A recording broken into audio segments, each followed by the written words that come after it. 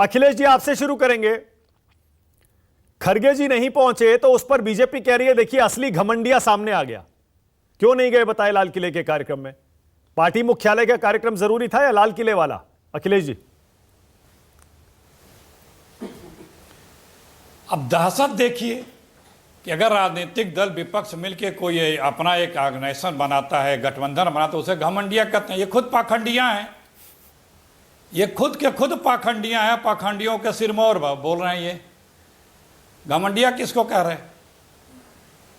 तो पाखंडिया जो है, जो हमारे आदरणीय प्रधानमंत्री जिसका नेतृत्व करते हैं, उनको 10 साल हो गए ये नहीं समझ में आया अभी तक कि राजनीतिक कार्यक्रम क्या होता है और राष्ट्रीय कार्यक्रम क्या होता है। और उन्हें समझ में भी नहीं आएगा, क्योंकि जिस पाठशाला से लोग निकल के आते हैं, संतरे वाली पाठशाला से, वहां डिवाइड एंड रूल पढ़ाया जाता है। वहां यह नहीं पढ़ाया जाता कि सबको लेके चलना है। तो जो राष्ट्रीय कार्यक्रमों को भी राजनीतिक कार्यक्रम के तरह से जब ट्रीट करेगा व्यक्ति, और वो चाहते भी हैं कि राजनीतिक कार्यक्रम हम बना कर रखें, चाहे सदन में हो चाहे लाल किले से हो।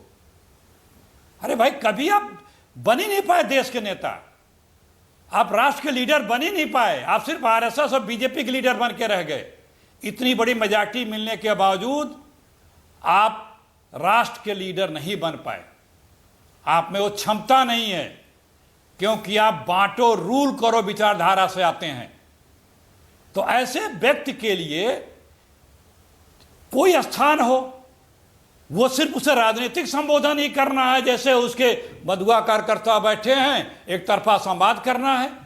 अरे भाई, राष्ट्र का भी कुछ दिन होता है, राष्ट्रीय पर्व है, 15 अगस्त 26 जनवरी, इसमें राष्ट्र की बात होती है।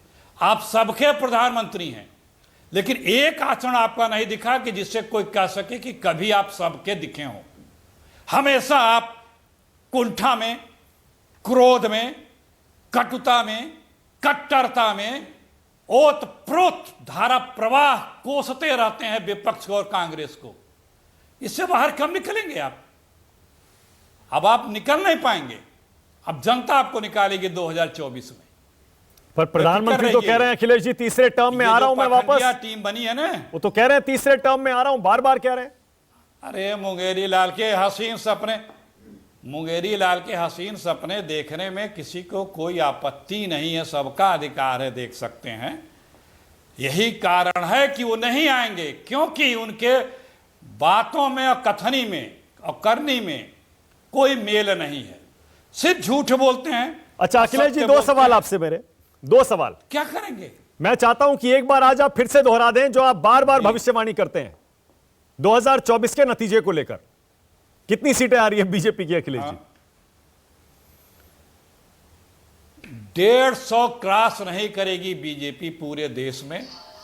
और जिन राज्यों में चुनाव होगा उन राज्यों में बीजेपी के 25% नेता भाग करके कांग्रेस से दूसरे दलों में आएंगे। ये मैं पिछले 8 महीनों से ठीक है, ओके। दूसरा सवाल अखिलेश जी, दूसरा सवाल, प्रधानमंत्री के आज के भाषण को 10 में से कितने नंबर देंगे? कर्नाटक के चुनाव हुए, वो आपने देखा।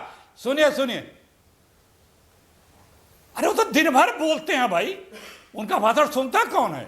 आपको अगर एंकर की नहीं करनी होगी तो आप भी नहीं सुनते। वो सिर्फ मैंने बताया ना कि जो व्यक्ति सिर्फ कुंठा में, क्रोध में, कट्टरता में, कटुता की बातें करता हो, उसमें यह कभी भाव ही ना आता हो कि हम समूचे राष्ट्र के लोगों के नेता हैं। ओके, के शर्मा, ये देश के राष्ट्रीय पर्व था। के शर्मा, गलती नहीं है। स्वतंत्रता दिवस के भाषण को राजनीतिक भाषण क्यों बना दिया मोदी जी ने? क्यों राष्ट्रीय देश के प्रधान